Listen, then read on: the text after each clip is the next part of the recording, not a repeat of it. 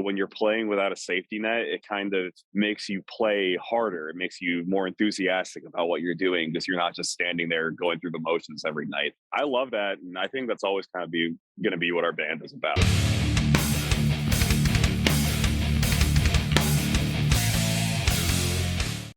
Ghost Cult Magazine welcomes in Alex Jones from Undeath. How are you doing today, man? I'm doing good. How are you?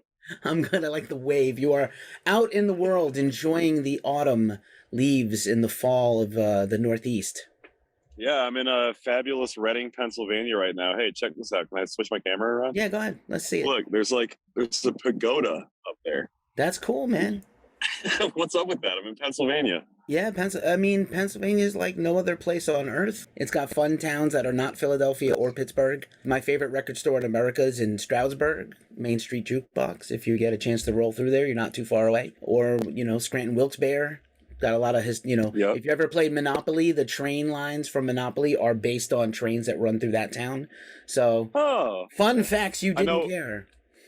Wilkes-Barre has Angelo's, right? The pizza place? Yeah, the big, yep. Pennsylvania pizza is legitimate. I moved to California from Brooklyn. This is the only element of my life I fucked up royally. You cannot get good pizza in California much. So I definitely fucked up. I'm sure you don't hear this all the time named Alex Jones, but I'm glad you're this Alex Jones and not the other Alex Jones. Let's get this portion out of the way. Let's do it.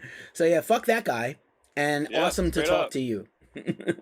Well, I hopefully won't be Alex Jones for too much longer. I'm planning on taking my girlfriend's last name when we get married. Fuck yeah. So hopefully that'll put an end to this endless bit. I know. I'm sorry. Congratulations and Mazel Tov and all that shit because, Thanks, man. Life is too short. There's a lot of people out there probably unfortunately named Alex Jones who are fucking hating life right now. I did the calculation one time. I went online and I typed in how many people in America are named Alex Jones, and it was a staggering number of people. It was I don't know, 117,000 or something like that. It wasn't that big of a number, but it was in the thousands. Anybody named Karen, you have my sympathies right now. I'm sure you're a nice person. We're a family of unfortunate names. I mean, my name's Alex Jones. My mom's name is Karen. Oh, God. It's bad luck on naming in our bloodline. But it's fine. When he was just kind of a fringe InfoWars guy and before Trump and everything, it was never something I came across. And it was just kind of every now and then, once a year, maybe some guy would come up to me and be like, "Oh, do you know the other Alex Jones? He's this conspiracy guy." And I'd be like, "Yeah, I'm aware." But now it's literally every single time I introduce myself to somebody, it's "Oh, Alex Jones, right?" It's yeah.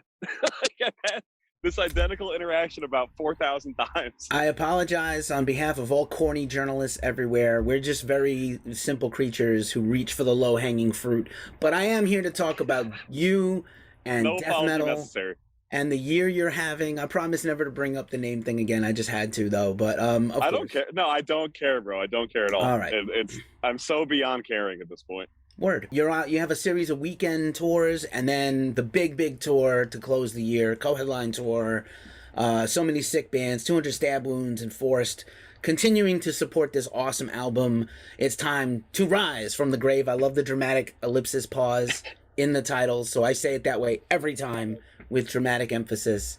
And what a banger record, man! Congratulations. It's been a big year for you guys. Thank you very much, man. Yeah, we're really stoked about the album. I'm stoked that people have been responding positively to it. I mean, that's always kind of the big fear is that you feel so pumped about something while you're recording it that you're are we just blinding ourselves with this? Are we going to release it? And actually, it turns out that it just completely sucks. But it turns out people enjoy it. So I'm very happy with the response that it's gotten. And yeah, we've been very busy on the road ever since it got released. So yeah, it's been a very cool, very exciting time. I appreciate your humility, but you don't need to have it too much. This record slaps, as the kids say. And, just every element. You guys have been just, a few years building to this from the demo just a few years ago in the before times, before the world went to shit totally. Put a record out in the thick of the BS, which was really hard for any band, so respect. And then this is, was a treat this year. Is one of our favorite death metal records of the year so far. We have our end of year list voting nonsense coming up we're like one of the few websites we don't do listicles like everybody else, because why? Maybe we should do more if I was a smarter person, but we don't.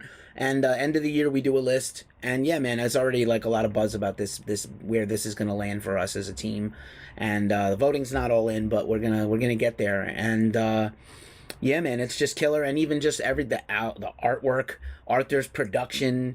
His name goes on everything, and he doesn't work on anything that sucks. So it's just like, it's just true. It's just true. It's like, there's certain labels. You grew up a metal fan like I did, and there's certain labels. Pretty much anything on a certain label is not gonna suck. So it was Sure. like that. That also plays into it. But yeah, man, it's like the dream team. The whole shebang came together. Yeah, I mean, it's cool. Like Arthur was somebody that we wanted to work with from the beginning. We when it came time to figure out who was going to master it, like there wasn't really a list. It was just Arthur. We knew that he was the guy for the job, and he did an amazing job. Like his tenure and his like track record as far as all the bands that he's worked with, all the bands he's been in. Like I remember I saw his band War Hungry in Buffalo in a converted funeral home.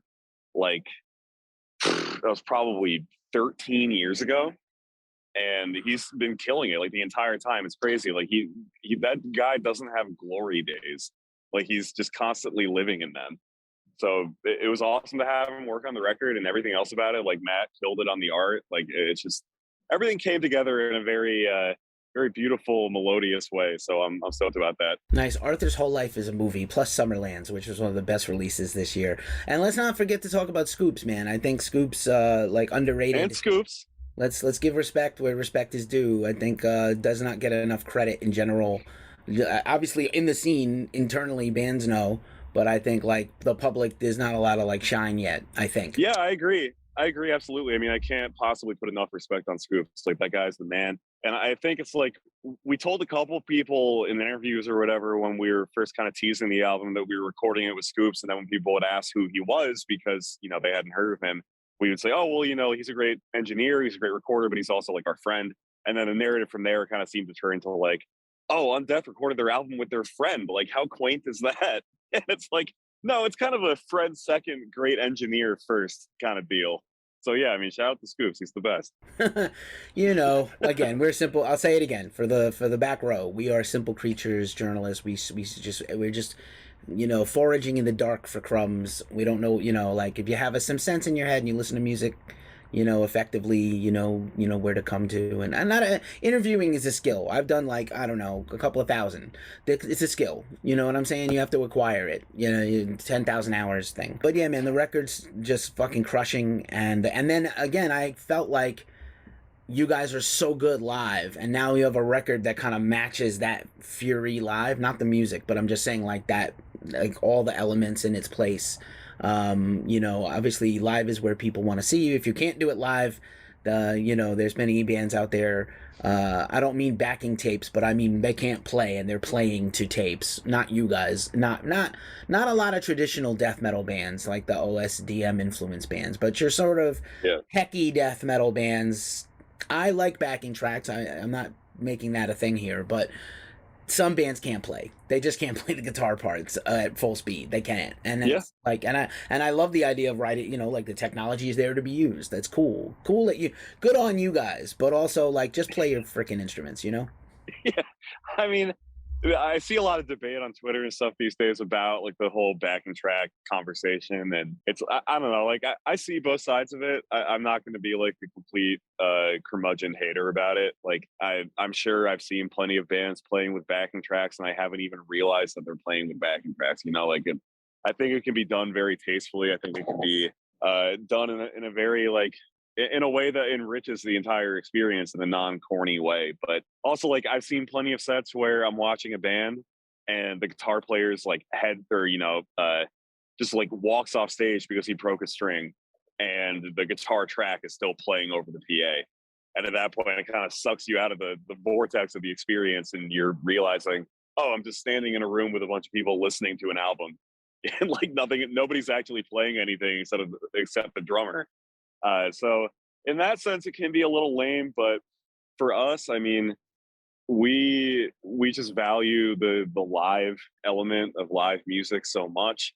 It's like the experience of going to a show and watching a band play and just kind of knowing that like anything can happen is, at least for me personally, makes it so rewarding. Like I love that element of danger that goes with seeing a band and even playing in a band. Like it sucks when your head breaks or like you break a string or like the drummer breaks a stick or whatever, like, or your mic cuts out in my case. Like that shit can be really frustrating in the moment, but also when you're playing without a safety net, it kind of makes you play harder. It makes you more enthusiastic about what you're doing because you're not just standing there going through the motions every night. I love that, and I think that's always kind of going to be what our band is about. Sick. Also, this genre demand, like nobody's a casual passenger in this genre. You want to be, you have to want to be there.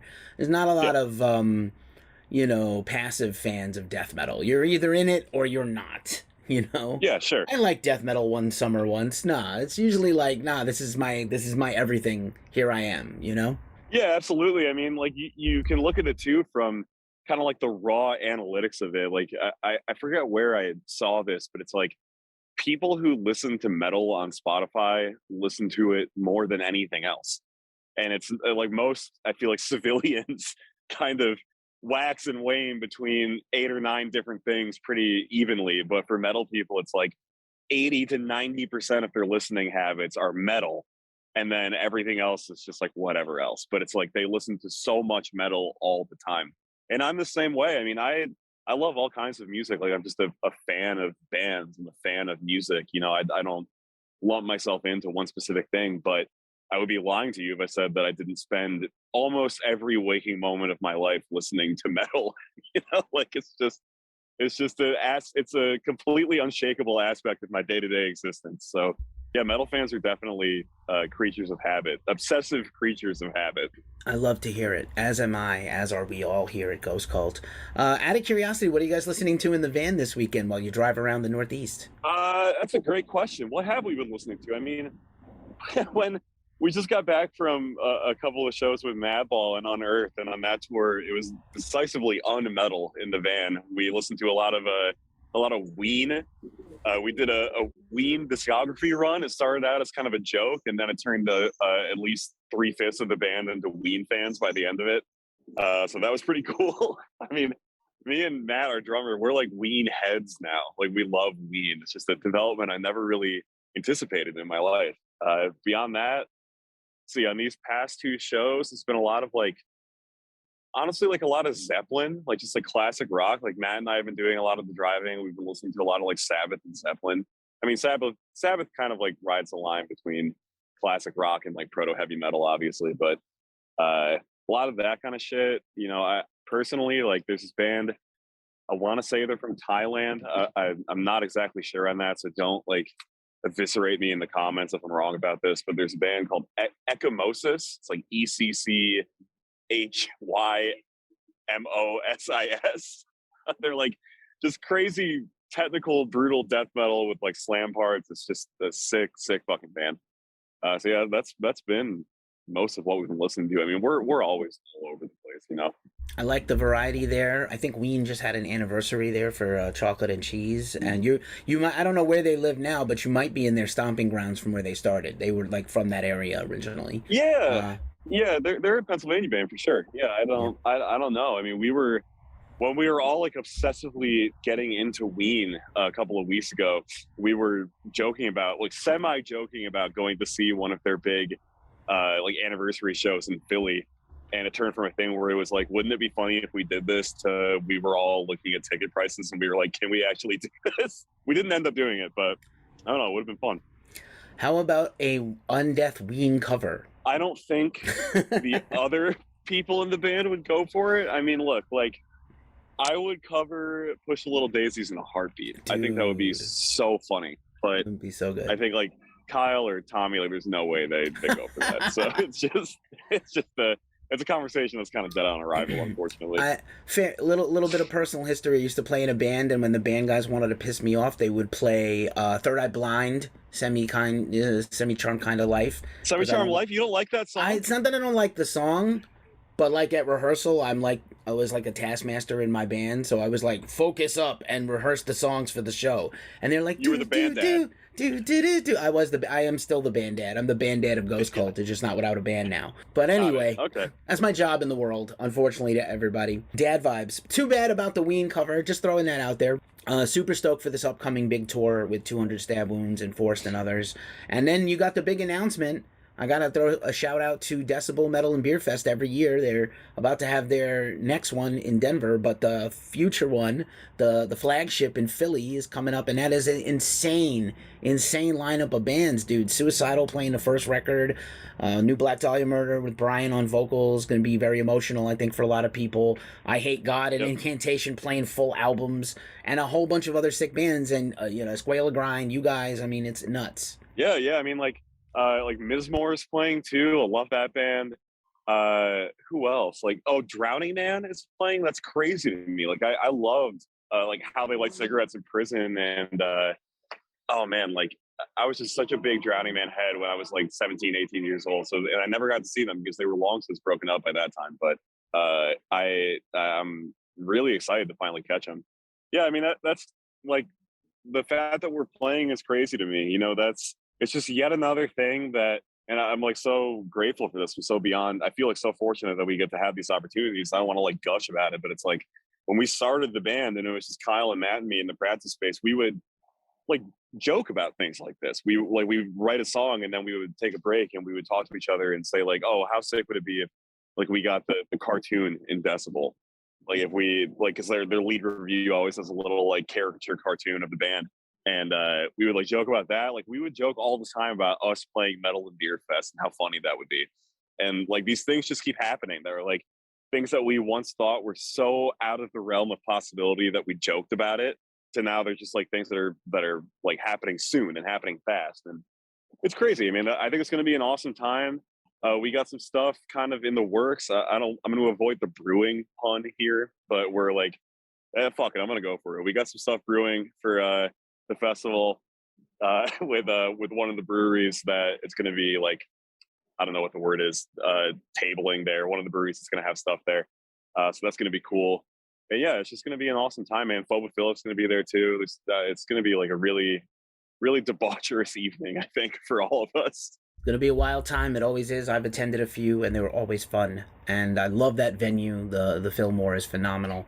They do a great job. Shout out to Albert and Decibel, friends to Ghost Cult also, and peers. And you know what, man? Let me let you gush about it, because you know what, you guys worked your asses off, and you deserve to feel proud about this moment as we get to the end of the year.